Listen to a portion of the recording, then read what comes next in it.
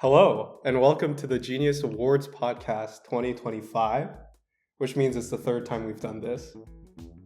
Wait, really? Yeah, it is the third. What the fuck? Which also means we have a third guest because we're rotating guests except the two of us. So we should introduce ourselves first. Well, we don't need to do that really. My name is Marcer. This is... I'm XNimus. I'm just here to give bad takes. That took you a really long time to say. Yeah. Okay, well, It's hard to admit your flaws. Okay, well, unlike XNimus, our guest today is actually educated about everything and will have very good takes so that he can make up for all of X's blunders. Let's fucking go! This guy is a nightmare to edit around. This is why this guy is a nightmare to edit around. He just makes weird noises all the time. Anyways, our guest today is SpicyMan33. Hi, hello, hi. It's me, SpicyMan33, and I am here to give good takes. I am the yin to XNimus's yang. And I'm just like the middle guy. I'm just the host guy. Marcer's the one that knows He's everything. just the host.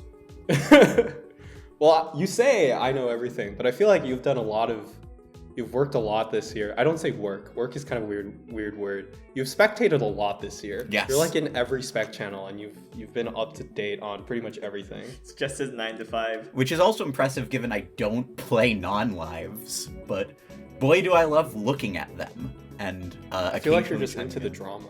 Yes, I love drama. Well, also, I mean, to be fair, it was just a phenomenal year for Genius Orgs in general. Both in terms of hosting and just in terms of player base. We had so many great players, so many great designs, a ridiculous amount of newcomers, and people who had done like only one org. So I mean, I think there's a lot of excitement to see, to not only celebrate this year, but to see what future years have in store. Oh, for sure. Like it's been a really successful and fun year. Which also means that this podcast is going to get very difficult for us because there's a lot of good nominations. There's a lot of things to talk about. And really, I think for the first time in a long time, there's not a very clear winner for almost all of these categories. Yeah. It's kind of a nightmare for me as someone who's uneducated. I have to I cannot get away with my Oompa Boompa takes. That's true. And you know, if you are uneducated, this is why we are doing this podcast, right, X? To help people. I, the uneducated, will help the uneducated. All right. Why are you the core guest? Why are you my partner in this again? I ask you that every year. Well, he's here, and we'll have to deal with it. To be clear, I am not with the two of them right now. I am calling in remotely. But I've had my 5-hour energy. I am ready to dive into this shit. Yeah, so let's get started, shall we? This year is actually kind of a ridiculously loaded year, as you were talking about earlier. We have more orgs eligible, I think, than we've ever had before, or at least since a very long time. We start with the Genius contractual obligation, but that one isn't really eligible. That had its award cycle last year. It's only eligible because its finals ended up dragging into this year. But I mean, the finals didn't even get nominated for anything. Spoilers. So we can kind of shelve that. We have the Genius Mammonberg. We have the Enigma Games. We have the Genius Champ the Champion, which is an offshoot, but is still eligible. Similarly, we have the Genius TBC. But those are a little bit out of the community. I think the ones that we'll talk about a lot more throughout this podcast kind of start from here. We have the Genius Code Redone, which was kind of a remake of an org that Reds had hosted in the past. And what I mean by that is that a lot of the twists and main matches stay the same, but other things basically change. So the cast is different. Some of the death matches are different. There's slight rules adjustments in some of the more quote-unquote broken main matches. So you just rerun it with a new group of people and see how it goes. We have Shardrin's Minecraft Genius 3 How to Adapt, which is one of 2 live Genius orgs that are eligible this year.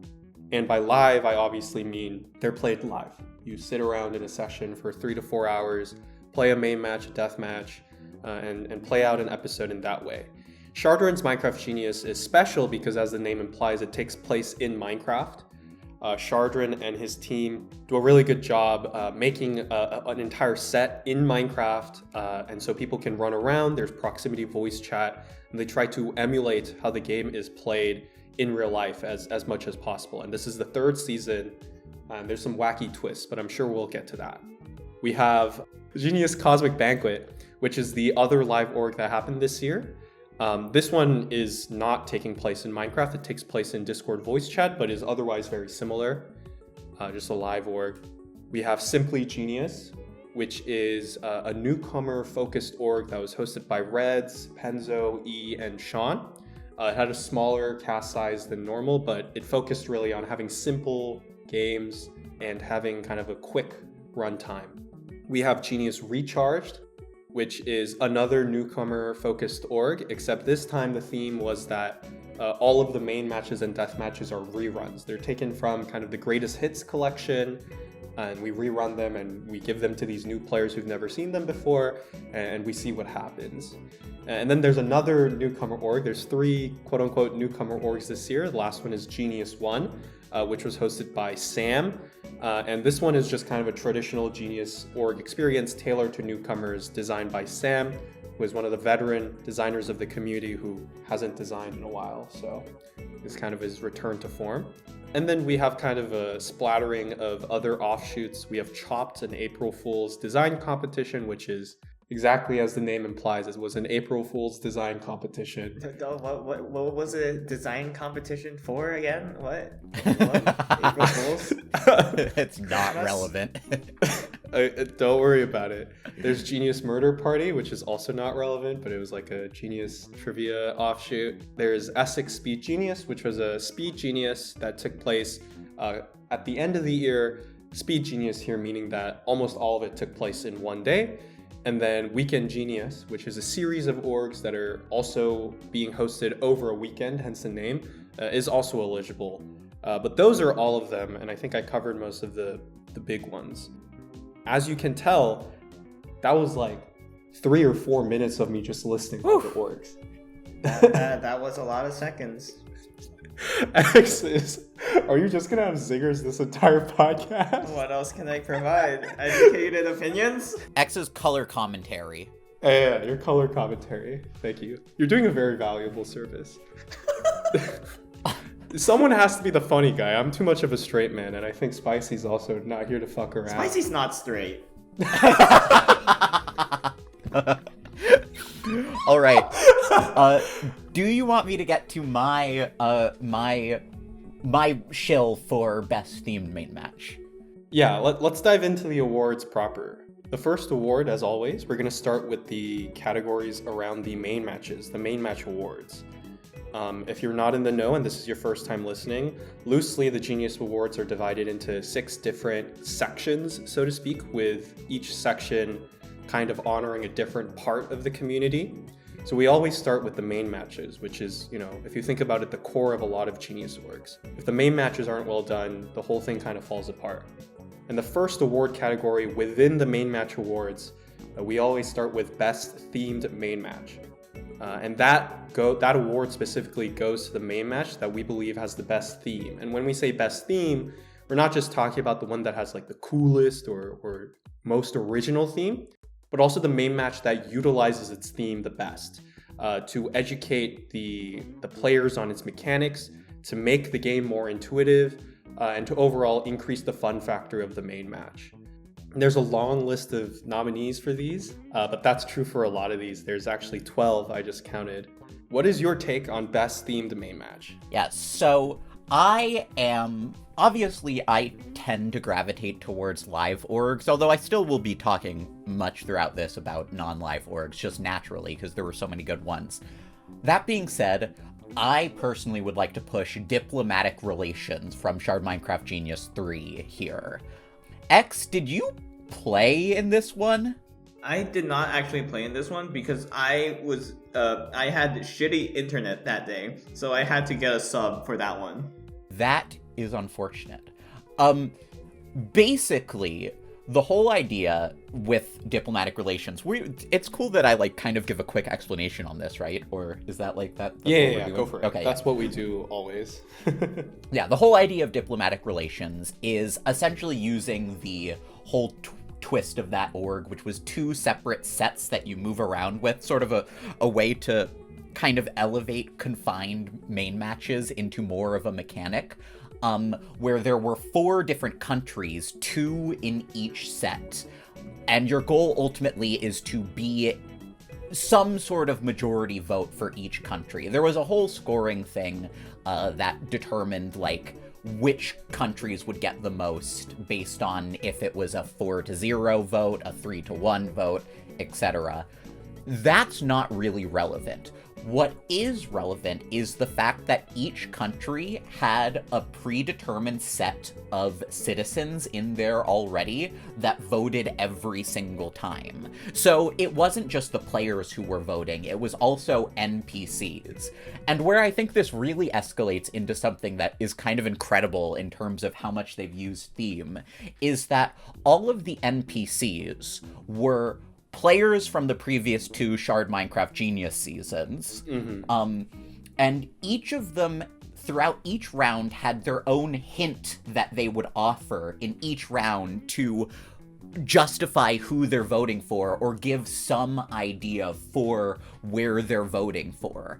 And there is so much character in these clues that I will not be able to fully go over, but the relationships that these people had in their orgs are channeled in these hints. So, for example, Samoes and Techno spent the whole season of Shards Minecraft Genius 2 beefing. Their characters vote in different ways multiple times.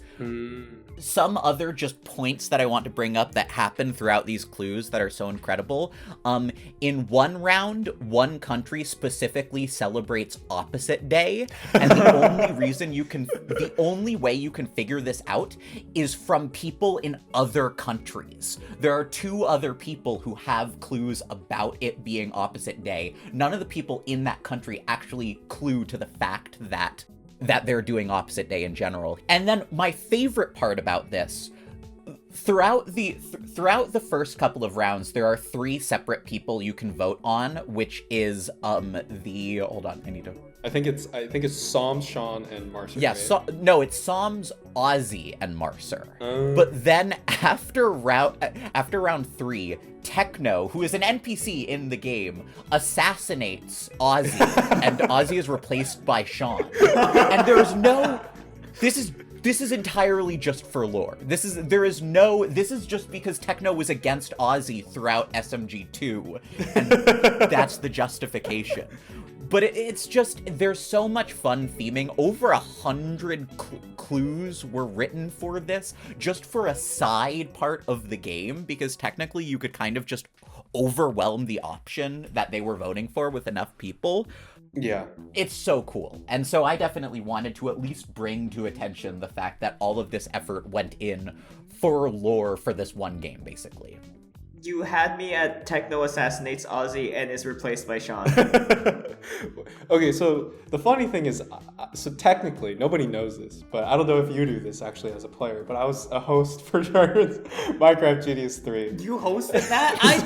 I did not know. But so before I got hospitalized or whatever, not important to this podcast, I did help out with some of the earlier main matches, and this was like a relatively early main match. So I remember the call where Shard, Sean, Ozzy, and Psalms and I like sat down and we were like drafting these clues. And I kid you not, that took hours. It took hours to figure this out, but they were having a total blast making this shit up, being like, wait, hold up. Wouldn't it be the funniest shit if one of the days is just Opposite Day? So everybody is lying about what they're saying, but we don't clue it, like, except with other countries. And then I think Shard was like, oh yeah, that's hilarious. Let's do that. So there was a lot of care and effort put into these clues. Like it took hours and hours and even days, because like we would go to sleep and then we'd wake up and be like, hey, I think we need to tweak this. I don't really think this is balanced or whatever. So almost certainly the theme in this game like is something that had a lot of like blood and sweat put into it. I will also say, I think another point towards this game is that this game is actually like, if you were to strip away all the theming and make these all like nameless NPCs or whatever, the game is kind of complex. Like it is kind of hard to wrap your head around because there's so many moving parts. But the fact that like the votes are for the hosts and there are players that are like doing these things that kind of harken back to the earlier seasons makes everything a little bit more palpable to kind of absorb as a player, because it becomes kind of cute and fun trivia and not why is, you know, unnamed NPC C voting for vote A. Like, you know, the fact that there are concrete names and people that you can put these to does service the game and make it a lot easier to digest. And I think that's pretty important. I would probably agree. Jesus No, Christ. no, I wasn't there. I also don't know the lore between from previous seasons, but all these clues are really fucking cute. I think it's really funny. Maybe you should have asked your sub for some like info. You know, I think you can call her on speed dial. Like, well, she's asleep now, but so I think that is to say, I think Diplomatic Relations is a very deserved nomination, and I would not be upset. I would be actually, you know, very, very happy for it to win. That said, just to like play devil's advocate and to shout out some other names, I think a game I really enjoy, and I want to like kind of preface this by saying like Sam is a designer that I think in general does a really, really good job incorporating cute and thematic things into his game. Like whenever you see stock images in a rule set, you're like, oh, that's a Sam game. You know, like, you know, that's so iconic to Sam. But like, he's not just putting stock images for the sake of like, stock images are to be funny. Like the stock images are there because, you know, there's certain themes that he always goes for, and those themes are very strong and resonant towards the rule set. And so like in general, I think Genius 1 is a category. Genius 1 does well in these sorts of theme categories. And the one I want to really shout out between the two that are nominated here, like Stock Exchange was also fine, very fun, cute theme. But I think Donut Dilemma does a really good job making an otherwise pretty, I wouldn't say bland, but the mechanics of the game is just kind of like you visit locations, you get points from locations, good points wins, right? Yeah. But that's kind of bland. So Sam kind of spices it up. And, you know, I think in fact, the donut theme was introduced rather early. He was like, what if all the players are baking? Isn't that kind of a fun idea? So instead of just going to, you know, unmarked locations, you're going to like different kind of bakeries that each specialize in like different donuts, and you're making donuts. And the donuts obviously like have special effects, and more donuts is good because who doesn't like donuts, right? And so like the donut theme really makes the game really, really come to life, and a lot easier to kind of parse the rules rather than just being like, hey, buy thing. Yeah, Buy like, Ruby. Item A has this effect, item B has this effect. Compared to, I want to make a coffee donut, bro. Make a coffee donut with me. Yeah. They were also asked pre-game, without knowing the main match, to rank the donuts, and people actually ranked them based on which ones they enjoyed the most as well, which is such a fun little bit of flavor that you can do that, and it ended up having impact due to how the rules work. Yeah. And so like I think the theming is super cute. Like obviously it's charming, but I think it works towards the game.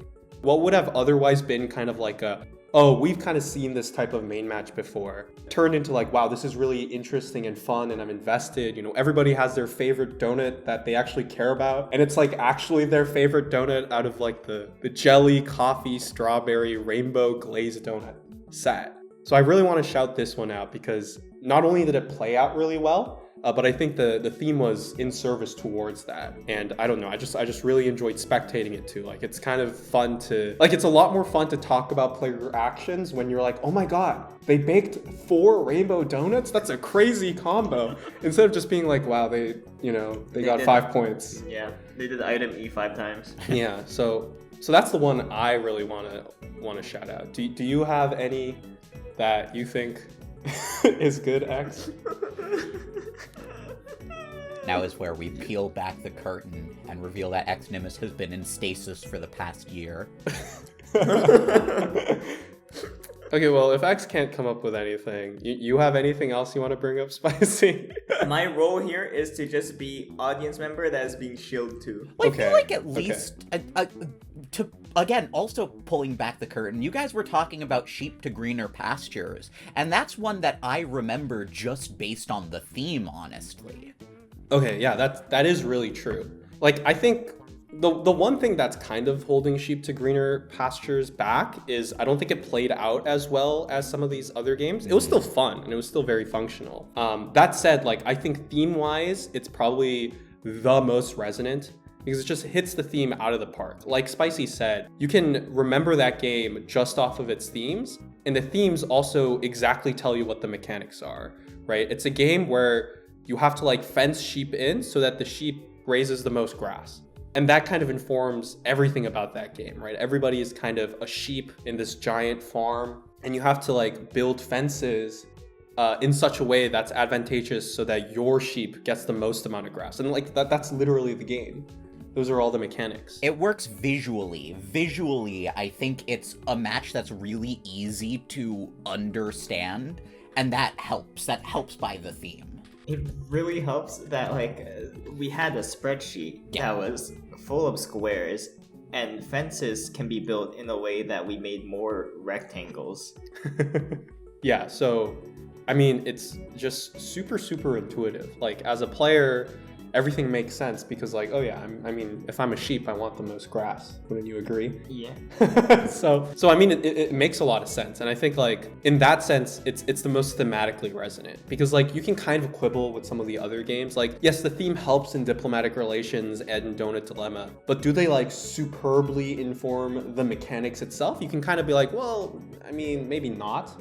They're really important flavor, but they're not crucial to the mechanics the same way sheep to greener pastures is. Yeah, when you say crucial, sure. I think diplomatic relations, like the theme like also like helps in the same way. However, it's diplomatic relations is just a much more convoluted game. Mm-hmm. Yeah. I guess while we're on this subject, like, Are you gonna show for the thing? I'm not gonna shill for my own game. No, if that's what you're asking. Okay, well, first of all, I don't really know if Among Ox deserves to be in best themed main match because it's not themed after the Ox. It is themed after Among Us, Which is not the theme of the org. Which is not the theme of the org, Yeah. which is, you know. No, you can argue that it's still well themed because it's themed after Among Us, which is half of the theme. Yeah. Okay, admittedly, sure. But even then, like, I think the game, I don't know if the game is well themed. Like, it's fun. It's cute that it's the pun. And the game is obviously good, and I'll talk about it later. But like, of course I'm gonna like my game. but I don't know if it should win best themed main match. The other one I kind of wanted to talk about a little is there's a lot of Simply Genius nominations for this, and we're gonna talk plenty about how great the design quality in Simply is in general. But I think when it comes to theming, the org is kind of lacking in that. A lot of their games are simple and bare bones, but that happens at the cost of any like extravagant theming, the same way like Diplomatic Relations or Donut Dilemma is themed, right? Like the clear example to me for this is like Four Formulas, which is like a great game, and I'll talk about it later, but it's a formula building math game. The theme is math in the math game. It's not really themed in any way traditionally you would associate with a theme. It's very bare bones in that sense. So personally, the Simply Genius nominations probably won't have my vote. I don't know how you feel about that, Spicy, but that's kind of my take on the 4 Simply Genius nominations here. Yeah, I don't know who nominated these. No offense to the Simply Genius theme, who are great at designing for the purpose. And I think all of the themes are just as necessary as they need to be for games that are not overly complicated. But I do think that they sort of pale. This is not their category. Yeah, no, I 100% agree. It's just hard to compare the theming when you have like, you know, Chardrin's Minecraft Genius building like entire fake countries and revolutions, and you have Sam's like stock image extravaganza. I mean, you know, like Simply is very clean. It's very like modernized. it's almost minimalistic in its aesthetic, but that bleeds into its theming as well. It kind of doesn't have the extraneous theming to kind of bolster it like some of these other ones. So that's kind of my take on the Simply Genius nominations here. Okay, do we want to move on to best early game main match? I'm ready to move. Okay, so the best early game main match this year is a little bit more nebulous because we've had a lot of orgs this year with kind of a non-standard player size. That said, I think we've able to kind of tease it out down to these few. I guess that was more of a question for the awards team. But with that said, out of these, my personal favorite is Human Pyramid from Genius 1. Mm-hmm. I think that game is really, really simple. The gimmick of that game, for those of you who don't know, is that there's like different values on a pyramid, right? Like on a hierarchical structure. And you score points equal to the value you place on in the pyramid, but you only score if you are built up to that point, right? If every relevant square below the square you're trying to claim has been claimed by another player. Right. And it's so simple.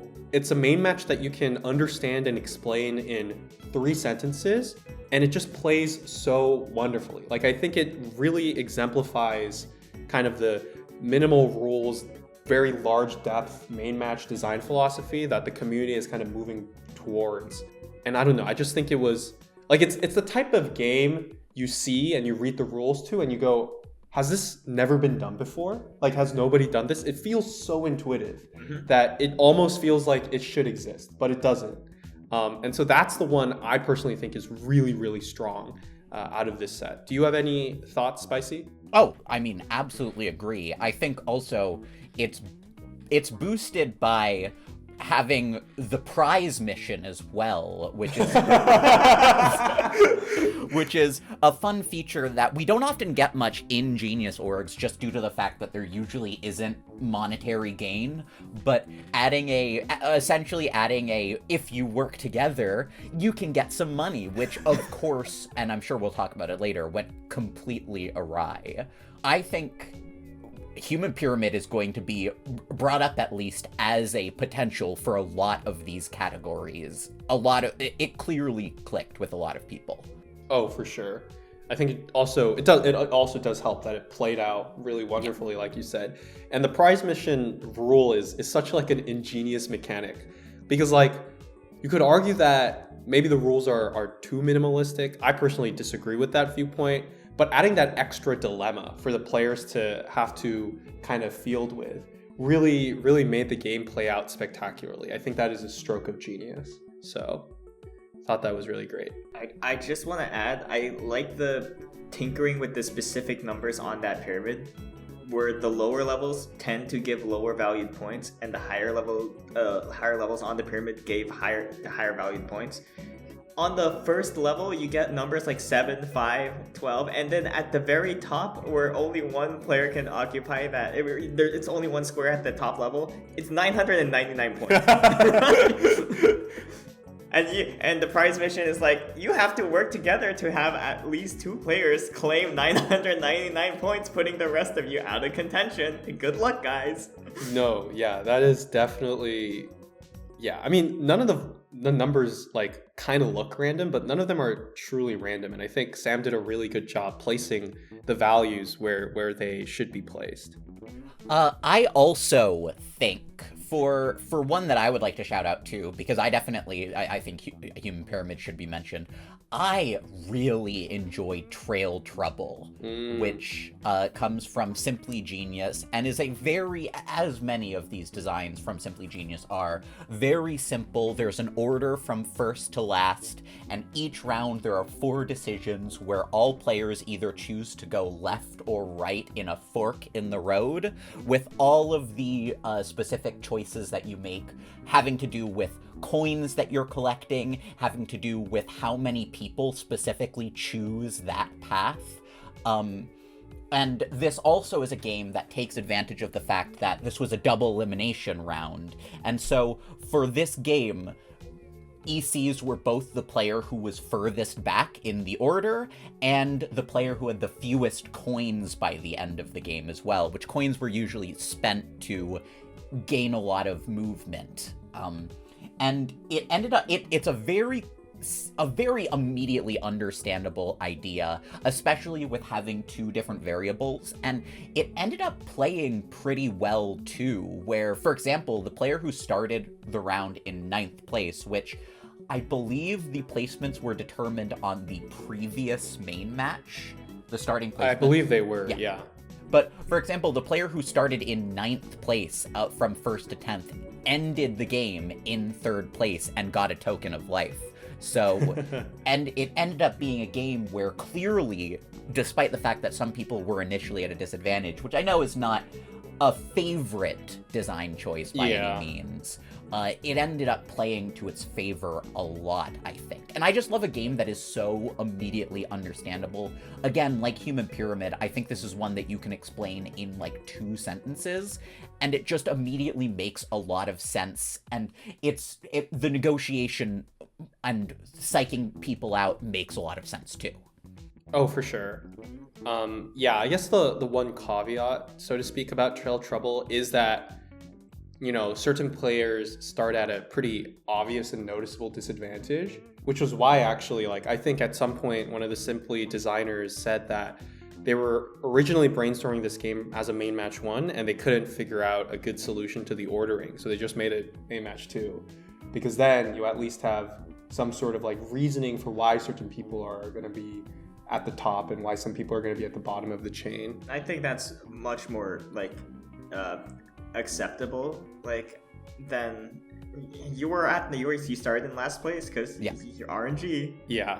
To be fair, tokens of life at the end went to the players who started in 6th, 7th, and 9th out of 10. That is so true. Clearly they ended up balancing it well. So I think Trail Trouble was also like just super fun. And I think that is also a deserving nom. Like personally, I'm not like super gung-ho about the way even trade is designed. In the sense that like I think the parity, the like, oh, you need even and like odd is bad, sort of kind of design philosophy has been played out a little bit. Like it's a pretty easy way to make something like not majority breakable, but it's been done a lot. On the other hand, I think Trail Trouble is clearly inspired by previous games in the Genius community, which is kind of a theme throughout Simply Genius, but improves on it vastly and adds like its own take on it to become kind of its own game. And I know the players had a lot of fun, so that always counts for something too. If I had to point out any other ones from here, I think Auction was also a lot of fun. Yeah. I don't know if it's better than Human Pyramid. I think Human Pyramid is the standout main match from Genius 1 in general. But basically Auction was the game where you had to kind of bid on which auction you wanted to go to. What's so funny? No, I just think the concept is really funny. It is a really funny like naming a game Auction is pretty fun. It's very Sam-coded. Yeah. I mean, we haven't even got to the most Sam-coded part. But so you basically bid to get into an auction, and then once you're in the auction, you do another auction to figure out like which cubes you get. And then you can make different kind of hands with the cubes you get. So like 4 red cubes is a 4 of a kind, etc. But the cute part about this game is that the different auctions were held by different people. And they had these like really funny themes. So there was Mr. E appraisings, which you could bid to go to Mr. E appraisings. There was like Wally Market. The names of the places were the auction houses were Dr. E appraisings, Genre Shop, and Wally Unlimited. Which is really funny. It's really funny because like the first like word in each of those names are anagrams of like the color of the cubes that would a majority of that auction will contain. Yeah, which I think is really cute. I think the cutest part about this though is the auction. If you fail to get into any of the auction houses, then you would go to the black market. Yes. and so if you think about it for like 10 seconds, if all the other houses have their first word themed after the color that they're selling, And then you just have this like gotcha moment of like, oh, if I want black cubes, which was necessary to like make a rainbow, like the highest type of hand, you go like, oh, I need to go to the black market on purpose because that's where they sell the black cubes. And I thought being able to hide that little trick in the rules is super fun. Yeah, the game does not outright tell you there are only red, green, and yellow cubes, right? No, it doesn't. Yeah, it doesn't. No, it doesn't. It just gives the names of like the 3 auction houses and a black market. So I just think that is like such a fun detail and a really well executed trick. So I want to give it props for that. Okay, let's move on to the best mid-game main match. So these are the main matches that take place in the middle of the org, loosely speaking. Once again, some weird stuff with the player counts. Obviously, this year had a lot of orgs with weird player counts, but that's loosely what we're going for. Out of these, do you have a take, Spicy? Yes. I absolutely want to push Saving Faces from Shards Minecraft Genius 3. And that's a good one. By the way, I promise that I'm voting for other ones as well. It's just I figure I might as well shield for the SMG3 one since XNimus is not carrying his weight for those. I died too early. So what you're saying is it's actually Shardrin's fault. I mean, who can say? But yeah, so I mean, first of all, Saving Faces is an 8-player main match where 4 teams of 2, which, as people who are watching my org know, I do enjoy this dynamic just in general. I think it's always fun to pair people off later in the game and see what happens. But essentially, this is a game that literally could only happen in Minecraft because this involves a 5 by 5 by 5 grid where we're using X, Y, and Z axes, where essentially players are placing blocks of their color that have on their faces either +1 or +2s, literally on the texture of the Minecraft block, with the ultimate goal of scoring all of the points that are visible outside at the end of the game. Which, just explaining that, crazy, it blows my mind. I could not tell you how I would approach or play this game, but it's so cool. It really uses such a unique aspect of Minecraft, and does it in a way to make a game that I feel like you can only imagine if you were there playing it. Oh, for sure. I can actually talk about this because while you were dead, I was actually helping host this episode. So, I mean, it's such a crazy idea for a game. And I'm sure we'll talk about this later too, for the more appropriate categories for this. But it's so innovative. It's something that's never been done before because realistically, it kind of can't be done outside of a physical set. You could try to emulate it with a spreadsheet. It would just go horribly wrong because it just doesn't, like, being able to, as a player, sneak under the cube and look up and then coming back out and seeing it from the front, like, that is essential to the gameplay loop of this game. And you just can't do that in any other medium. And even apart from like how cool and kind of like shocking the design is, I also think it plays really well. It's not obviously broken, and the fact that you're paired into these teams and you have to kind of help build 2 separate cubes. There's like 2 separate cubes that you're building on. And trying to score as many points as you can from all these different angles means that there's a lot of gameplay depth too. I don't know, it's just super fun. And kind of another quirk about the game is you could also place like a black cube, just to like obstruct the viewpoint, or to like subtract from certain people's, scoring potential. And the fact that there's that extra layer of depth, an extra action you can do, also makes the game, I think, like a lot better. I just think it's like a really, really well done main match overall. It's easy to like come up with an idea like this, just be like, oh, what about this game? But like you view it from different angles. It's a lot harder to take that idea and then nurture it into something that is genuinely well executed. Like going from idea to game is a lot harder than you might expect. And I thought they did that very well with this one. Oh yeah. X, do you have a... I have no face to save. Okay, but do you have a take on any of these other ones? Oh, I know what I'm not shilling for. I can tell you that one. What are you not shilling for? No, that would defeat the point. No, you can negative vote. That's okay. That's not a thing. Wait, we can cut this out. What are you not shilling for? Monkey dance. You can say that. I thought it was cute. That's your game. Yeah, that's half. I take half credit. Okay, well, it's your and Uri Quack's game. It's ninth. I thought it was cute. I did think it was cute. I agree with It's Spicy. basically Zendo, but main match. But you didn't like it? I don't like Zendo. I think that makes 3 of us here that don't like Sendo. I don't like monkeys.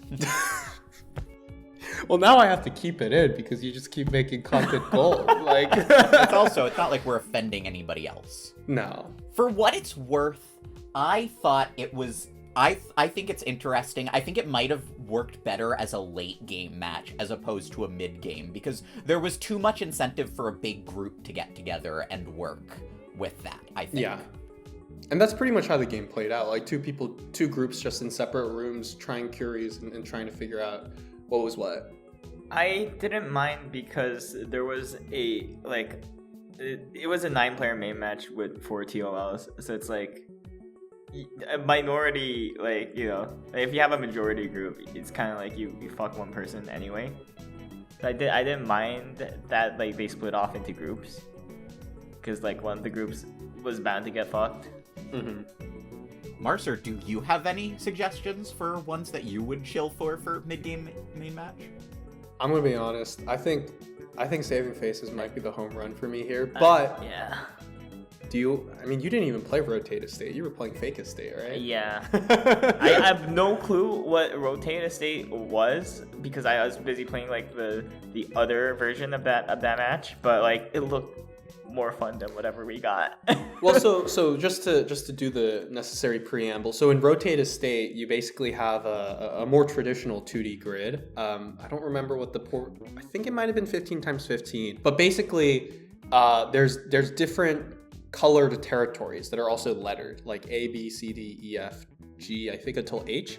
And each player takes turn owning a different color/letter. So like on turn 1, Amy could have been on C. And then on turn 2, it would switch to she's owning E. And basically you want to end the game on the turn where you own the territory that's going to win, right? And the way to win in this game is you have to reach the center. There's like a center, the 4 center cells. If you build your estate out to there, you're the one who wins. There was a tiebreaker condition when nobody can do that, where like it was just the most territory. But yeah, that's basically the goal of the game. And you want to make the timing work so that you get to the center exactly when you're the one owning that territory. And like thematically, they were called estates because you guys were dealing with houses over in Fake Estate.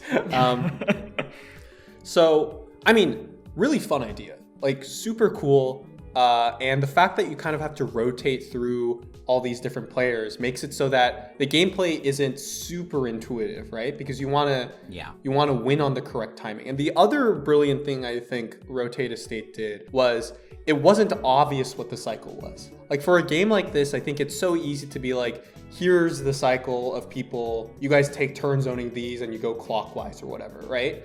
But Shard intentionally hid how the cycles worked, so it was a lot harder to cooperate long term and be like, oh, since I own this and then you own this next and then you own this next, we can just kind of work together to make sure one of us wins, right? Mm-hmm.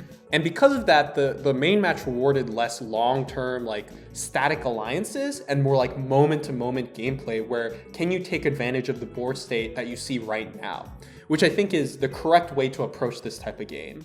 Yeah. And it also ended up yielding a kind of fun ending where Amy ended up making a crazy move to win her the game. And I'm sure we'll talk about that later too. But I think the gameplay is really solid.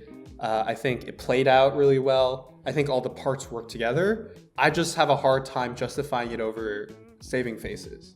But I guess you could say that if you don't like team games.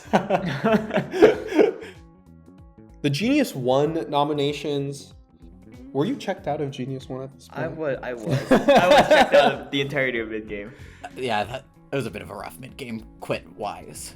Yeah, there was some momentum stalling things that were outside of kind of the designer's control. I think both of the games are serviceable. I think they are great games, but I think in a year like this where there's so many, outstanding designs, it's hard for me to really give them the nod over something like Saving Faces, for example. Just to give an overview, Spice Traders is kind of a game where, the theming for all of these are wonderful, and that's because Sam is very good at that. You're basically trading. You're traders on kind of this island that Sam has made in, Google Drawings or whatever. And you have all these routes you have to go through to get these spices. And there was like a mechanic where you could like cut certain routes and kill traders who are trying to go through those routes. And you have to earn the most money. But that is to say, like, the mechanics were all good. It played out decently well too, but it didn't like inspire me and was like, wow, this is amazing, which I think some of these other games did. And Stock Exchange was a game where, if I had to choose between Spice Traders and Stock Exchange, personally, I would rate Spice Traders higher. Stock Exchange was a game where you basically had to like make a bunch of money. There were all these resources and there were like diamonds and you could trade them for different resources and stuff like that.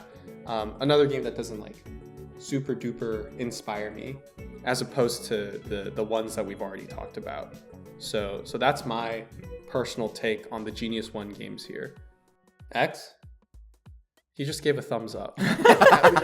our camera isn't on. Like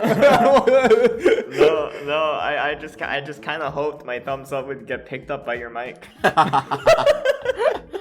This dude, man. Oh my god, you really are bringing nothing to the table. You're right. No, okay. I just kind of agree with the Saving Faces take, and that's all I have to say. I'm gonna sound like a broken record. I think Saving Faces is probably the winner here. That's true. Let's move on to the best late game main match, where I'm sure XNimus will actually have a take. I know 3 of these games decently well. Well, so obviously we're going to talk a little bit about the cosmic ones. Spicy, do you want to start us off somewhere else? I'm actually gonna. I'd like you guys to talk about the Cosmic Banquet ones, because these were 2 that I did not spectate as much as some of the earlier ones. So I'm interested to hear about them as well, and why you 2 think they're relevant and potentially good, because I'm a little torn with this category. Okay, so we can start. So we'll go in sort of chronological order, because Rat King's Auction was the final 5, and Among Ox was the final 4 of Cosmic. A warning to the viewer or the listener or whatever you're doing this. These are games that were designed by X and I. So these are both your games. Okay, these were both my games. That's true. These were both my babies. And then X looked at them and said, "Thumbs up, bro." Because to be perfectly honest, the whole point of me hosting and coming up with these games was to give XNimus a little bit of a break on the hosting side. He had been doing a lot of work up to that point. So just to give, just to pat myself on the back a little bit. I needed that break. Yeah. Rat King's Auction, the kind of one sentence summary of this game is that it's a game where you're doing an auction, but the goal of the game is to exactly run out of money during the last round. So it's kind of a timing game. And the idea is that it's an auction and you have a certain amount of money, but you can only bet so much every round.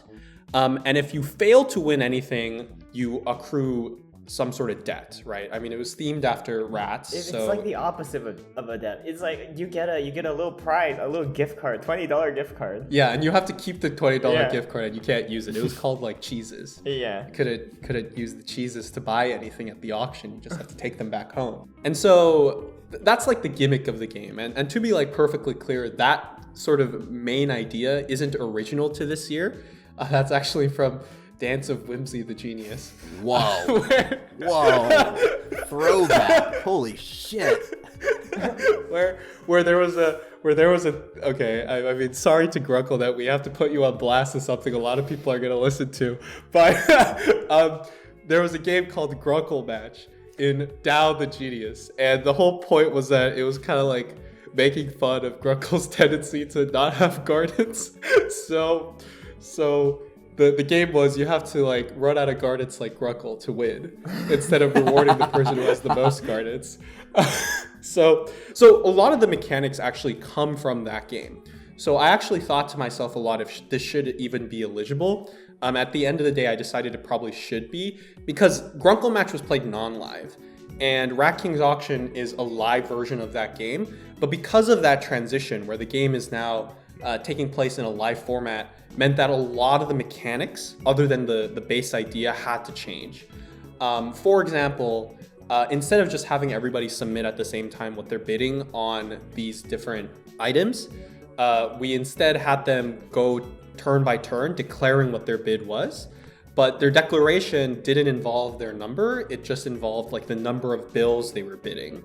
And like there were bills with different denominations. So players had like $10 bills and $5 bills and $1 bills, and they could, kind of mask what their bid was by just saying the number and being like, hey, I bid 2 bills, but trust me, those are 2 $5 bills. And it turns out it's not. It's like 2 $1 bills or whatever. And then the funny thing is like we talk so much about this game already, but we haven't even mentioned the funny thing, which is all of these items have like hilarious and wacky effects that make it even more difficult to kind of like consistently plan. So a lot of these items kind of give you money, give other people money, give you a lot of interesting decisions, and there is Exodia. There are 5 pieces of Exodia, and if you assemble Exodia, you get just a free token of life with no strings attached, which is always really funny. Every time this game has been played, which is 3 times now, some stupid shit has gone down because of Exodia, because like somehow always at the final round, there's a final Exodia piece, people start shouting over the final Exodia piece. So that's always fun. And if I had to pat myself on the back a little bit, my favorite item from Rat King's Auction specifically is there is an item called the Secret Book. Okay. And the Secret Book is an item that says, hey, you have to name an item, and all items with that name have their integer values doubled. And this applies to literally any number on any of the items. And so, for example, there's a different item that's like, hey, give this person 2 $5 bills. That becomes 4 $10 bills. There's one that says like 5 $1 bills. It becomes 10 $2 bills. And I had to make a separate $2 bill graphic because it was the only possible way you could get a $2 bill in the game. Correct me if I'm wrong, but wasn't there an item that allowed you to change the writing on one of them? I was gonna mention like I'm pretty sure there was an item that lets you change the name of another item. Yes. And that So was my good. favorite item, especially good. when you had like effects that relied specifically on like the names of items. Like, Yeah. all items with this name do this thing. Yeah. Like it seemed useless at first, but then you get to the later rounds and it becomes more relevant. And I thought that was really cool in conjunction with the other effects. Yeah. So the Secret Book in conjunction with the name tag item, which let you rename items, created some really funny moments because now, like, you could basically use the name tag as a second secret book, right? Because you could rename something to reapply that effect. And this is actually relevant because this is how Justin ended up winning the game, is he renamed, or not renamed, he basically applied the secret book onto this item that let you like bid 1 time for something for free, and he made that 2 times to just earn an item for free. And he used that to like assemble his combo. So the name tag item is just super, super fun. And I thought if I could, just self-congratulate myself more, I thought I did well on that. I thought that was cool. You want me to clap for you in person? No, that's fine. So that's Rat King's Auction. That's the game. It's just Exodia, the game, to be honest. The other game, which is more original in that it's like completely original to this year, is Among Us, which was a 4-player game with guests. And the gimmick of this game is that each player, so just to give a little bit of a background, something I wanted to really do while designing my Cosmic games was really take advantage of the fact that they were a live format. And I didn't want to do, because like we've seen millions of games, not millions, but you know, hundreds of games that are like, oh, main matches where everybody submits at the same time, we process, and then something happens when everybody submits simultaneously. That's just because that's the kind of format that best tends to a non-live setting. So when we were designing for a live org, I thought this was my chance to experiment with some of my ideas that don't work as well when everybody is submitting simultaneously. So Among Us kind of is based on that philosophy. It's a turn-based game where players draw tokens, like in Horror Race, and then they need to place the tokens onto kind of this playing board. And each token has a unique effect. And the unique effect of the token only triggers when you fill up a certain region of the board, right? So basically you can complete a room and then you take out all the tokens from there.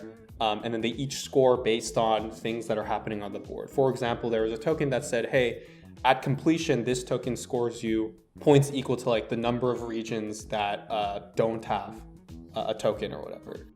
And yeah, it was just like a very simple game where players take turns and they like place tokens. There was a small bluffing mechanic where you could, you know, if you didn't like your tokens, you could lie about one of your tokens and make it so that everybody gets 0 points from that region. And it's a relatively simple game. And I think I really liked it because it was pretty simple and it's really fun to play. And the way like Dems describes it was like, oh, it's just like a really fun board game. You just sit around, you place tokens and like you complete them and you score points. And it just has this like nice feedback loop of like place, score, place, score, place, score. That said, if I were to like, you know, kind of not self-congratulate, what's the opposite of self-congratulate? If I was to like be self-deprecate a little bit, I think the game didn't play out as well as it could have. For a variety of For one reason. Okay. Well, first of all, I think some of the mechanics were a little extraneous. Like the bluffing mechanic I mentioned didn't end up being used a lot. It got used like a few times, and it did have an impact once, but not nearly as pivotal as I expected it to be. But the other issue is that one of the guests threw. So we can name her. It made a. You want a name? You want to? Okay. Now, without saying any names, it's a color. All right. Anyway, it is a color. It's also a metal. It's also an Animal Crossing villager name. Unfortunately, said villager is a dog, which this person, hint hint, does not like. Yeah. So without saying any names, of course. Anyway. Yeah. So have you been investing in any gold recently? It's a good investment. I heard like gold. You know, gold is always a stable price. It never loses value over time. Yeah, exactly. I personally think that honestly, one of the two Cosmic Banquets should win. But I do also want to shout out, I feel like both Four Formulas, which was a very simple math forming game in Simply Genius. Again, I think the Simply Genius designs just really worked throughout, and this was a game that specifically rewarded smarts and out-of-the-box thinking, which is always something that's cool to see. And I also, so I'm just kind of rapid-firing them, since I also think Ponies in Pursuit is just a fun design. It's a very simple design that plays off of how much greed do you have versus how much do you want to actually influence the results of a pony race. And although this was a game that I played and I did not particularly find much success in it, which funnily enough applies to multiple games here. I found that as a basic design, it just makes a lot of sense. Oh, 100%. I kind of want to echo both of those personally. Like, I know I've been kind of like being like, wow, my games are so good. But my personal vote is probably going to go to Four Formulas, which I think is just a fascinating game in that I think it kind of deals with a new sort of design space. Like, I don't know if we've seen a game that requires you to submit along in pairs among like the four players that were, or not the four, the five players that were left, right? I thought it was kind of a novel approach at a submission format, which is something we direly need more of. Yeah. We can only have so many main matches where, you know, you submit privately and then the results show up. But I also thought it was just super fun. Like, you make all these math equations And then at the end, you gotta try to, what was it, make the number closest to 0? Was that it? No, I think it was. Need to read the rules to 4 formulas after this.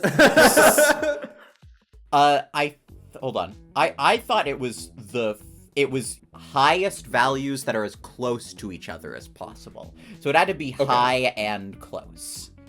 Yeah. And like, that's not an intuitive thing to do, right? Like, if the game was just like, oh, make the biggest number, or oh, you know, make the smallest number or whatever, I think that would be one thing. But making it so you have to make two numbers that were both high and as equivalent in value as possible is a lot more counterintuitive. And I think that works to this game's favor because these players had 24 hours to come up with their submissions, and for a lot of them it wasn't clear what the best way to optimize was, which meant it was also uniquely a main match that was really testing your math skills, another thing that the community doesn't do. And I think it was also really good that they banned programming. They should do that more. They should do that more. I say this as one of the guys who benefits the most from programming being allowed. It should not be allowed. I would like to talk about Genius Race. Yeah? Yeah, it's like, it is kind of just Horror Race with like added mechanics, but it was still really fun. I think I liked the idea of the players being the Horror Race monsters. Yeah. Because they sure were a bunch of monsters. This is a self-burn for anybody who is not aware. It is not a self-burn. I was dead by that point. Oh, I thought you came back for that one. I came back for that, yes. Okay, yeah, see? But I was not a player in the game. Oh, yeah. Oh, wait, I thought they were Okay, sorry, I forgot who was. Wait, so you were betting on them, right? Yes. Okay, I thought it was. So you're calling the final 5 all monsters. Yes. Like on record. Halloween Yes. monster. On YouTube, like. I will double down. Okay. All right. Sorry. God. Anyway. You good, man? You know. No. I wish I was a monster. So anyway. What the fuck is going on with you today? You know this is going in completely uncut, right? So anyway. Yeah, so they brought back 5 eliminated players as guests, making the player count 10.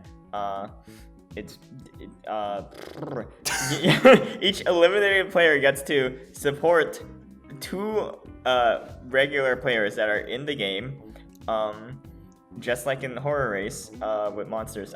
And the players that are in the final 5 also support 2 players, but one of them has to be themselves. And it worked just like Horror Race, where the more people that supported the same player, the less tokens of that player are in play. I think what makes it interesting is when 2 players land on the same space, they play a mini game. That player may either play the mini game or select a guest to play for them, and that did not become relevant. But I just think the concept of like getting a guest to play for you is really funny. And if for every minigame you win, that player like also gets like points added to their overall score, which then like is relevant to like the player you're supporting.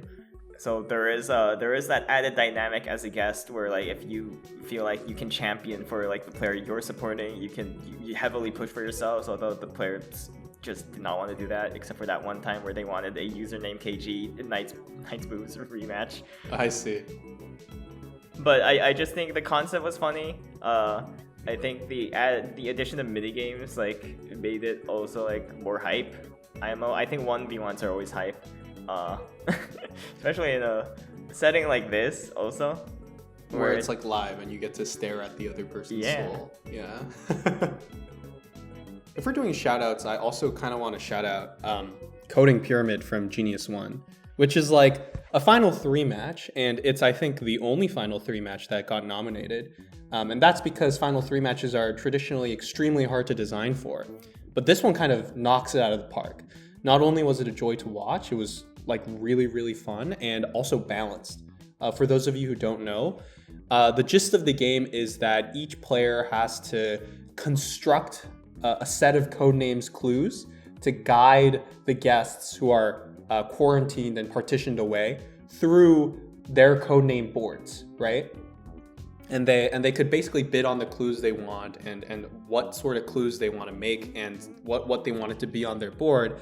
And they had to basically score the highest. Like the average of the guests had to be the highest for them. Just a super fun idea, a really good way to take the mechanics of codenames and transition them into a main match. And it works wonderfully as a final 3 main match, where there were still like interaction mechanics, right? Because the players had to bid on different words and such. But at the end of the day, it really came down to testing your kind of lateral thinking skills, your creativity, which are genius-worthy skills. Yeah. Those fall under the show, but kind of go unnoticed and not as celebrated with some of the community's designs, right? We don't have as many 5-5 games. We have a lot more of like, hit the spreadsheets, sit down. All right, I'm placing on C7. Where are you placing? I'm placing on B2. But this game really kind of harkens back to kind of the genius spirit, and it does it in a really elegant way. And I wanted to give it a shout out because, I don't know, I thought it was just super fun, super cool. Another game that Sam made that I'm like, wow, has this never been done before? And it hasn't. He's just good like that. I would agree. There's a way to cheese this game, but even then you're kind of relying on like the guests who you don't know. Yeah. Whether they'll be on the same wavelength as you. I was going to say, the only slight neg that I do have with this one, because I think as a design it's kind of genius. Not genius, but like innovation genius. I do think it's a little sad that the one person who tried to actually play like by the rules was never really in real contention due to the fact that it was just smarter to try and game the system, which I don't blame that by any means. That's just a little... The game was almost superfluous design-wise. It was about how to cheese it. That's which fair. kind of feels almost similar to 5-5 game. But I in that sense, I feel like that is very reminiscent of the show. Oh yeah, exactly. That was meant to be a positive. I agree. I mean, it's also really funny that 2 people decided to cheese it the same way, but one person chose to go first, which I ended up... I think the difference maker was like one person cheesed it smarter, whereas like the one that wasn't successful kind of just went like from start to finish. This is like the cheese. Please get it. If you can get it from the start, you can get it all the way until the end. Yep. If you don't get it at the start, it's kind of fucked. However, the other guy gave a different clue that also cheeses it. But also it sets the expectation that, hey, I'm giving cheese clues. So then on the next turn, like when he gets to his by the way, the cheese is just alphabetically or something like that, right? Yeah. Where you just pick the words in alphabetical order. But no, that was the first cheese. No. The first cheese was 15, which meant I'm cluing a 15-letter word. Oh, yes. And then after that, now that they have understood that he was going for cheese clues, right? I'm not going for the definition of the word. I'm just going for other factors.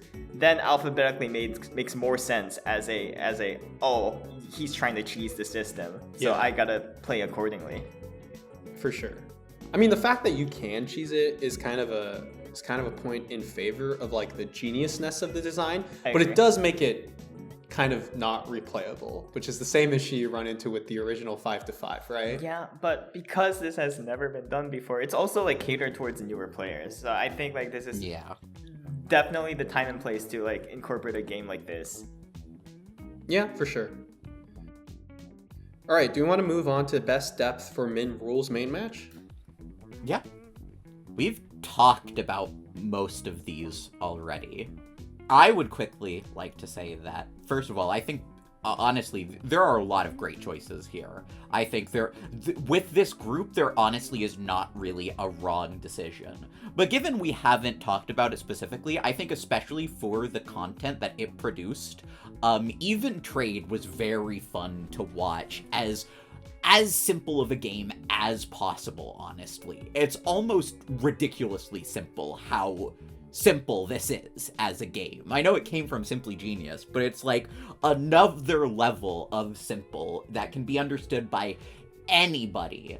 And I think it made for fun gameplay and interesting gameplay ultimately, where we also got a win that we will talk about later, but was so goofy.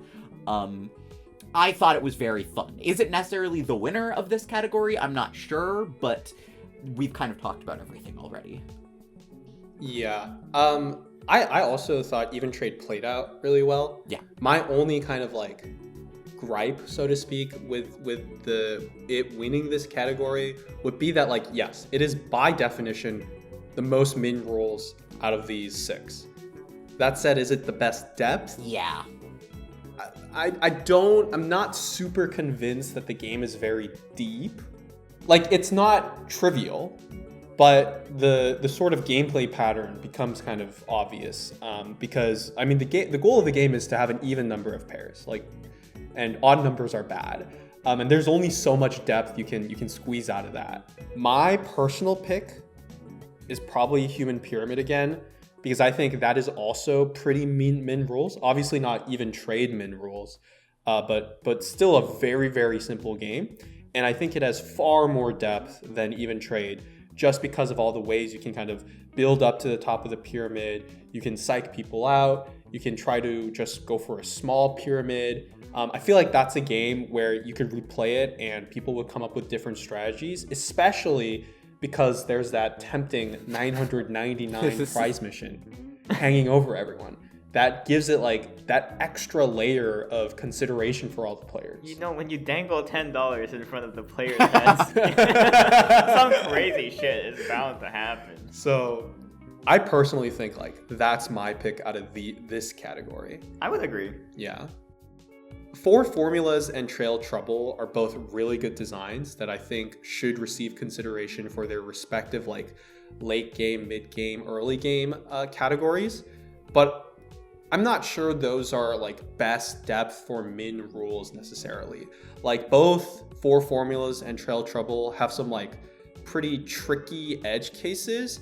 In Trail Trouble's case, it's because some of those like turns that they could take on the trails created some like unintuitive play patterns. Like most notably, Trail Trouble had to go back in time and give someone a TOL and take someone's TOL away because it wasn't processed correctly, which I think speaks to some of the more complicated stuff that can happen in that game.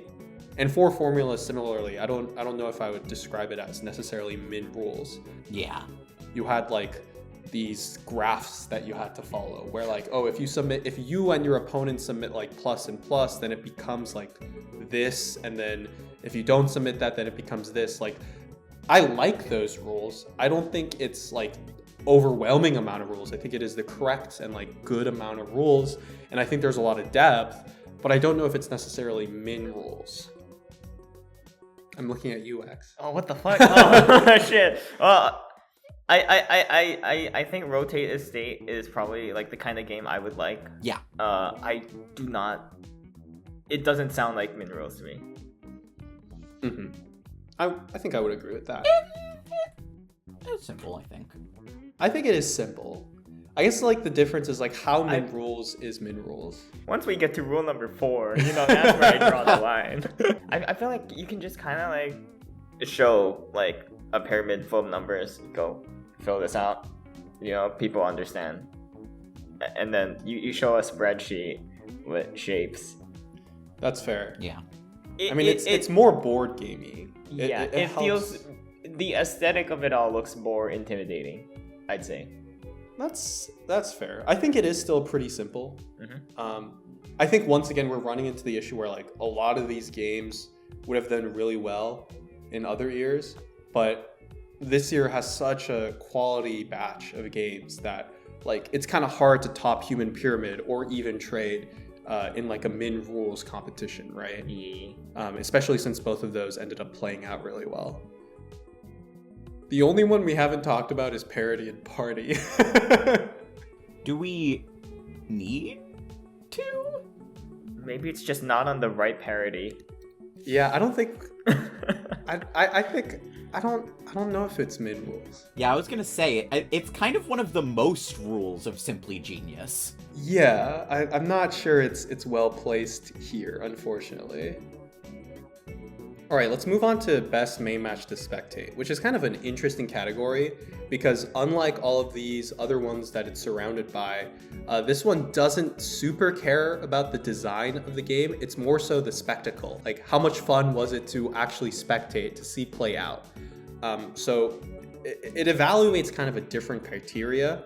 And for that reason, it also allows repeat games, unoriginal games to be nominated because every playthrough of a game is going to be different based on the players, the host, the circumstances. There's a lot up for nomination, like there usually is in this category. Do you have anything you want to start us with, X? I do. Okay. I'll start with Color Clash. It's the second main match of Shardren's Minecraft Genius. Basically, that game is a team game. It's a 15-player match. Jesus Christ. Holy fuck. That puts it in Each team perspective. of 5, it takes up a color, red, blue, and yellow. And there are 4 different rooms, I believe. Your color is only known to yourself. It is up to the players to like exchange information and deduce what colors everyone else is based on the results of the mechanics. You pick a room every round. You're told what your combination of colors equals to. For instance, if you have like majority red, like the color of the room will be declared red. If you're tied for majority with red and blue, like the color will be declared purple. Something like that. And there's also another mechanic where you can spend garnets to guess another player and get them killed, and basically they will no longer count for like rooms and stuff. I think there were 2 moments in particular that really stood out to me. The first is just Athena. There was this one room that had a table, and you can hide under it. And she had this plan to like camp this one room, just hide under the table before anyone could spot her entering the room. And then other people, like she can like eavesdrop on people's conversations in that room. B, she can like influence the results of the room without the other players knowing, in theory.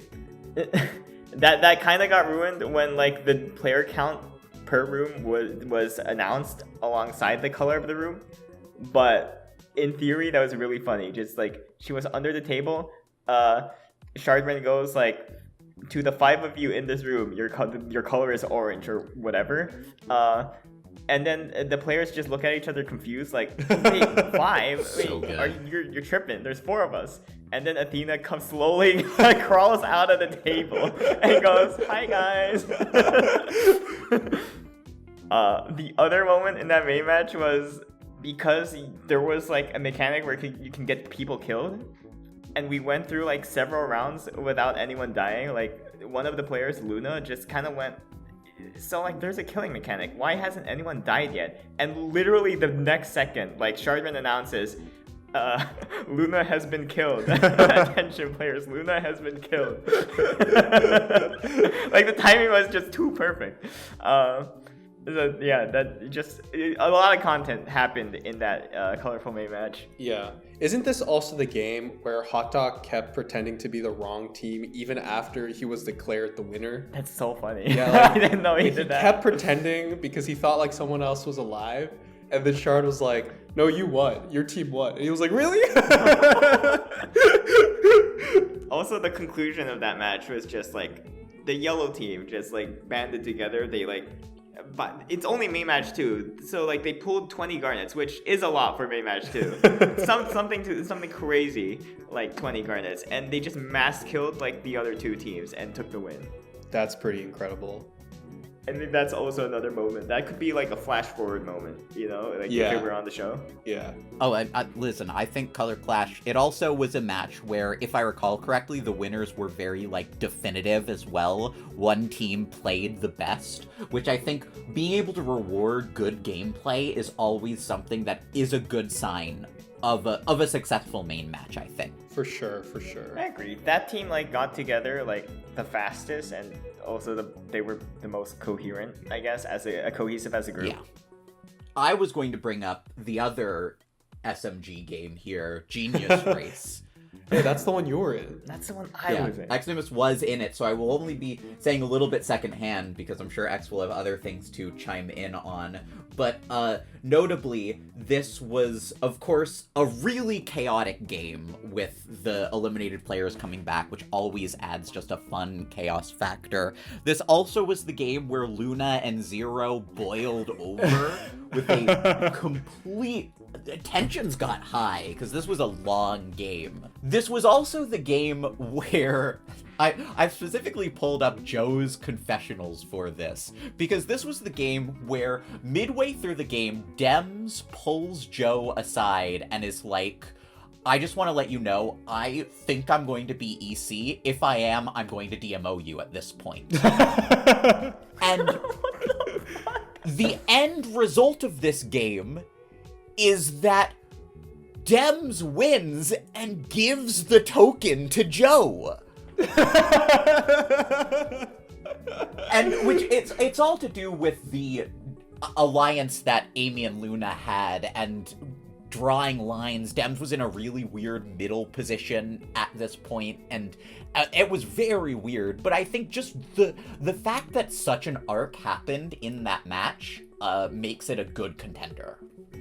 I remember, like, I could never actually be on Minecraft for any of these episodes most of the time. So I was just kind of following the Spec Lounge, and it was incredible watching, like, Dems thinking about TOLing Joe, and everybody was like, oh my god, they're gonna do it. They're gonna do it. They're gonna draw some lines in the sand. So, like, clearly a lot of people were invested. In all honesty, live orgs are kind of cheating a little bit in categories like this. It's just like you can feel the highlights a lot more when you're following along live as opposed to non-lives, which can sometimes take days. You like check in once in a while. That said, if there's ever a point at which the non-live hype is matching the live hype, it's definitely main match 1. Yes. Which is why I kind of want to shout out Human Pyramid, which we've talked about at length gameplay wise, but the way it played out because of that prize mission, which it was incredible. There was this Morthai basically organizes an all-player alliance, a 13-player alliance and a 13-player Genius Sword. He sits down and is like, guys, at the end of the day, let's try to steal as much money from Sam as we can. And everybody's like, yeah, sure. Except, no, everybody hates this plan. Like, you have Grayson and you have, MC, you have Captain Meme, all these people being like, this is bullshit. Like, what the hell? Does he really think we're just gonna all follow him like mindless soldiers?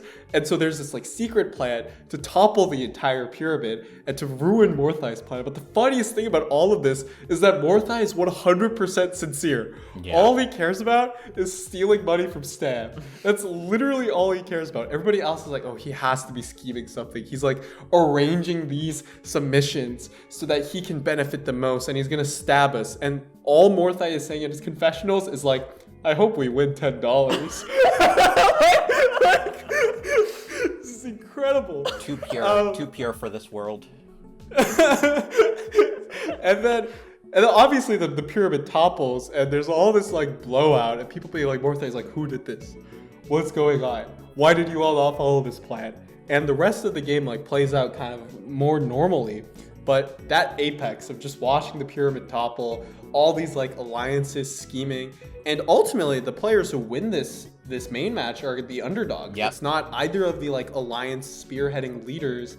It's actually Heater, who kind of is involved in the most amount of alliances and kind of is given the opportunity to seize the victory, and he does so. And so it also plays out in a super satisfying way. A great way to start Genius 1. Iconic, super fun, and poor Morthai. $10. You just wanted $10. $10 is pretty big, man. How many Big Macs can you buy with $10? Okay, in the current economy, I think you can buy like 2 Big Macs. I think like 1 1/4 maybe. But just wanted 5/4 of this burger. Come on. Yeah, definitely my shout out. To flip onto the other side as well, I think we should at least mention the 2 Genius Recharged ones, because For sure. both of these were pretty good. I was not spectating Hive Mind as much, but Subliminal Message, the final one, which was a design by Sean that was used in community-hosted Genius Game 3, which unfortunately didn't get as much attention then because community-hosted Genius Game 3 kind of inched over the finish line. I think it ended up playing as good as you could. And truthfully, I feel like this should be mentioned more for the specific moment that we're going to talk about, I imagine, later with Apple cracking a code. But just in general, it was even up till the very end. All players had different approaches, and it was fun to see the different skill sets, where Apple was really good at solving others, but she was not great at designing codes that the transcribers were trying to get. Whereas the others had more strength in that, but had weaknesses that left openings to ultimately get cracked. It just was a main match that worked out exactly how I think you would want it to go. Oh, 100%. I think another thing to point towards Subliminal Message was it had sort of a live element, because the players would schedule a time to crack these codes, and you could literally follow along as these players are attempting to figure out what these codes are. The game was close until the very end. Everybody was in contention until the very, very final round, where Apple was able to pull ahead of either players because of her ability to crack those codes, which was super impressive to watch live. She was also documenting her thoughts. She was, pretty specific about, I think I have a breakthrough because of this thing. Most importantly, because I think Joe forgot to encode one of his clues. So we should save that for the specific moment later, because I know I'm going to be shilling for that. But what an incredible moment. Yeah. Even apart from Apple, watching Major Banshee, who we're kind of calling interchangeably with Joe because he went by Joe in SMG, but watching Major Banshee and Maji also make their own codes and also try their hand at these codes was really funny. There was just a lot of funny hype moments, and also a really good game as the backbone.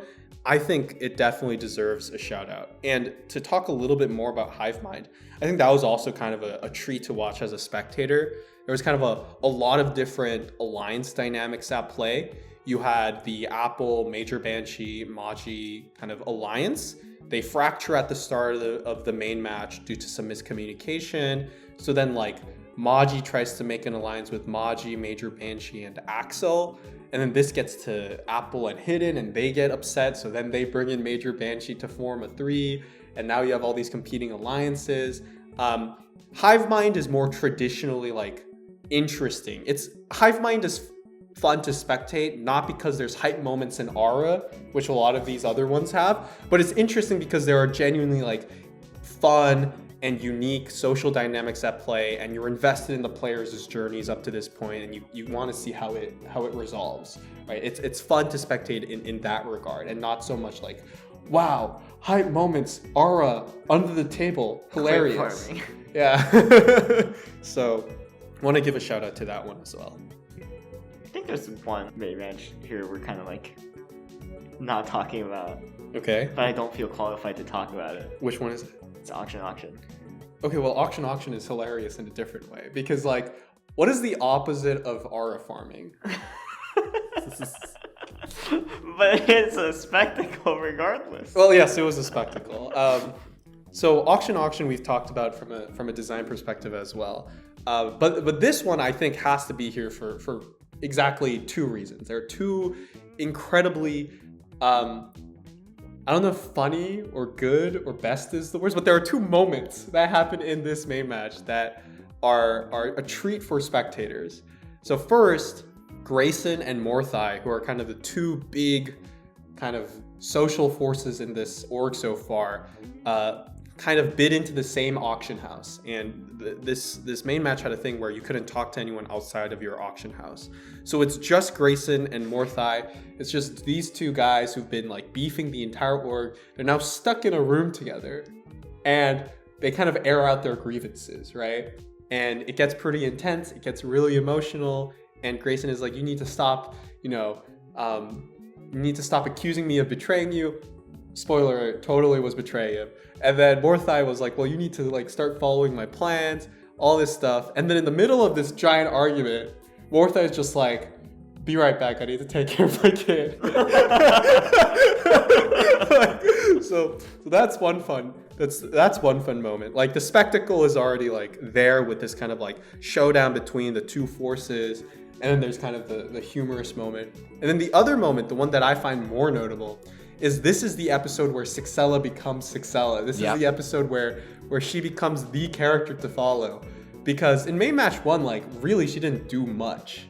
But in this episode, she's part of this alliance that is hellbent on rescuing her from EC. They have this whole plan figured out. It's like they have this whole thing figured out because there's like multiple people, and they're like, yeah, this is totally fine. You got to do this, and everything is all, you know, suns and roses because you're totally gonna be fine. You're not gonna get DMO'd. And the person they're dooming to EC is like the person that Sixella doesn't like. Right? They kind of beefed over main match 1. It's a person that's on the outcast socially. It's this guy named Josh. And so everybody's like, yeah, let's make Josh EC instead. This is an acceptable outcome. And Sixella is like, yes, this is an acceptable outcome. And then she goes to sleep and then she wakes up and she decides, okay, well, if I'm going to doom this guy to EC, I want to talk to him. And so they talk for, I don't know, maybe an hour or so. And they just talk about like stuff, and then at some point Sixella's like, wait, you know what, I kind of, you know, this guy's not so bad, I'm gonna tell him that we're gonna doom him. And so Sixella's, he called her stupid too. Yeah, he called her stupid, and that was the conclusion she came to. And so Sixella's like, you know what, I'm gonna tell him that we're gonna doom him to EC. And so Sixella's like, yeah, we're gonna doom you to EC. And Josh is obviously like, well, I don't want that.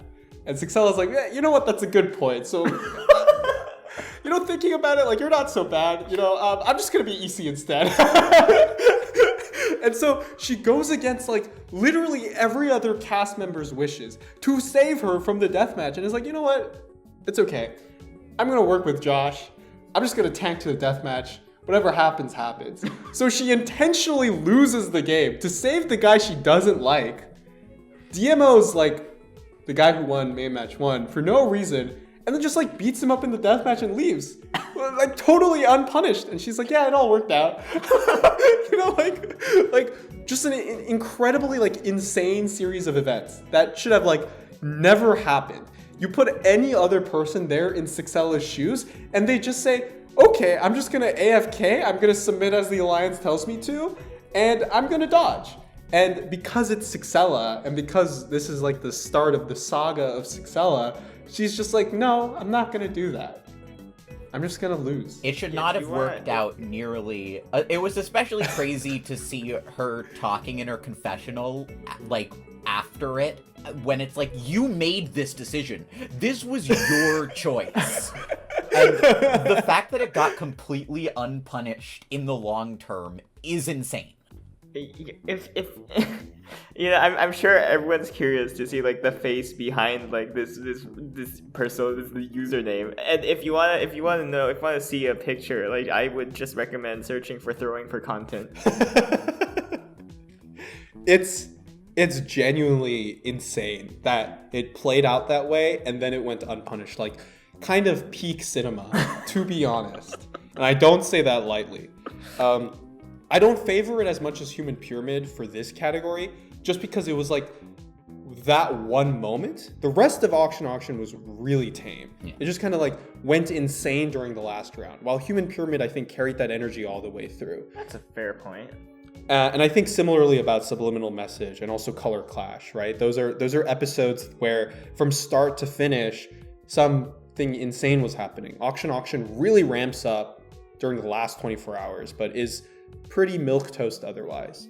But I think we've talked at length about a lot of these nominations, and that's because, once again, a lot of deserving winners here, in my opinion.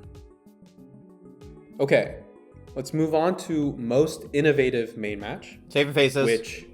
Yeah, I wanted to wait for him to make his blurb, but yeah, I was also ready to scream saving faces. Beat you! I don't know if this is going to take that long, because I also think it's Saving Faces.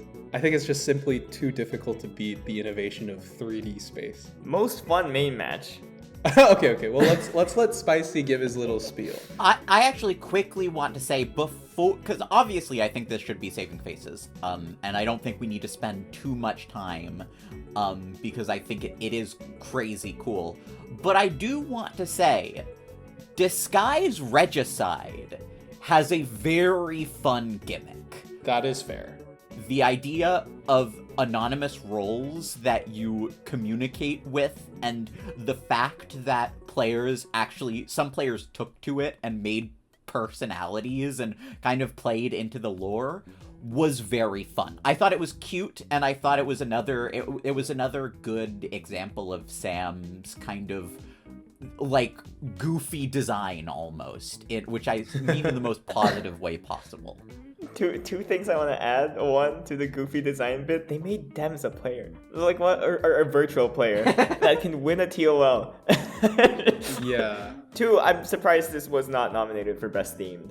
That's fair. I think it's just like people.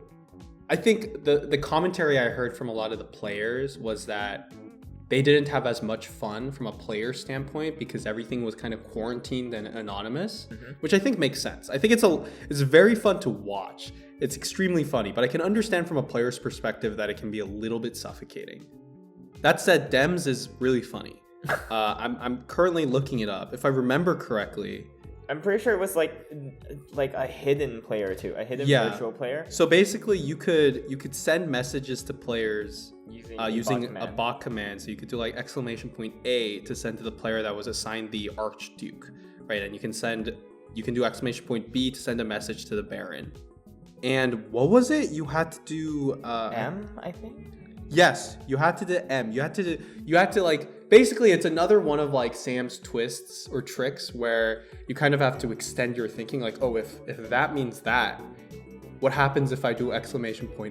What happens if I do like H, P, Q, R, S? So eventually like the smart players just tried every single letter, and turns out if you do M, it's like what, money Dems or something? You speak to like money Dems who grants you a special win condition. You get a special token condition, which is like really cool. And I think to Spicy's point, the sort of like characters and having it anonymous is really innovative. I just don't know if it's beating Saving Faces. 3D! It turns out 3D Spaces is innovative because it doesn't really exist in the Genius proper. And I think it does a really good job taking advantage of that. Okay. Most fun. And I feel like this shouldn't take too long either, since we've kind of talked about anything. This is kind of our final, like, shilling for the end of the main match stuff. Most fun is kind of a weird category. Yeah, because we didn't play them. None of us really play them. I guess X played, like... Did you play... I didn't even play Stand Fruit. I didn't... Well, okay, I played Stand Fruit. Did you play Sleuths and Thieves too? Oh, I did. Yeah. So X has played some of these, but most of us obviously we're more in hosting capacities this year.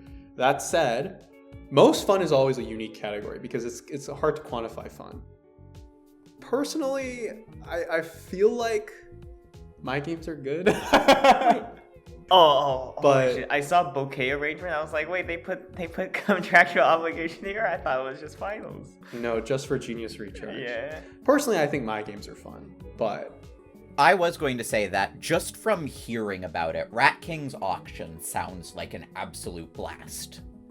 It is, because there's always some crazy combo. Like, I think a lot of players, and I've talked to like Justin and Dems about this, and I think they were basically saying like, it's really fun because there's a lot of like cool combo opportunities, and it feels fun when you find a combo or you're able to obtain a combo and use it, right? And of course, there's the like ever-present Exodia threat that just makes things like really funny. And every time this game has been played, there's something weird going on where people start like being like, okay. I know you want to outbid me on Exodia, but trust me, if you let me get Exodia, I will save your ass next episode. And you get into this negotiating, a lot of like over the table talk. So I think it's a design that lends itself to kind of like fun and creative outs. For reference, the first time this was played, it ended with Exodia being ripped to pieces.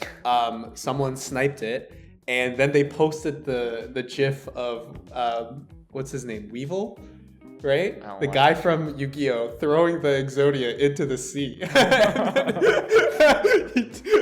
And then the second time this was played, there was this whole debate over like basically Dems was forcing himself into EC. And so Justin was like, hey, if you're going to do that, I'm going to punish you by forcing you to auto DM your ally.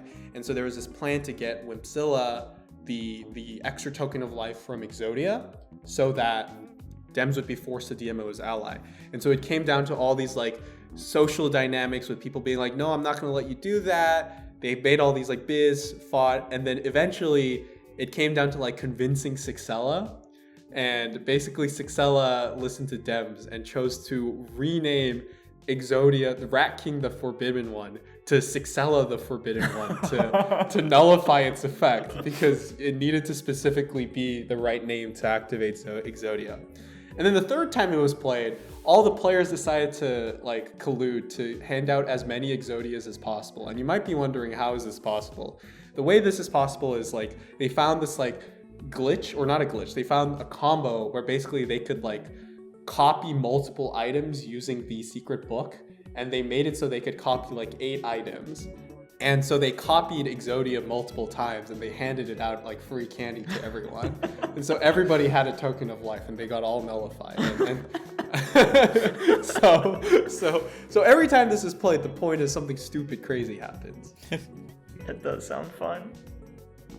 I think Trail Trouble is also really fun just in general. I think it's clear idea. I've shilled for it a little bit before. I think it's really easily understandable. It is understandable how to play, and that's something that I value because I've never played any of these, so I have to sort of judge based on just subjectivity. That said, you did play like a mini version of Trail Trouble, right? I did, yeah. So you're more qualified than the two of us. It does look like the players had a lot of fun because it's a game where you have a lot of choices, quite literally, and that's bound to bring up discussion.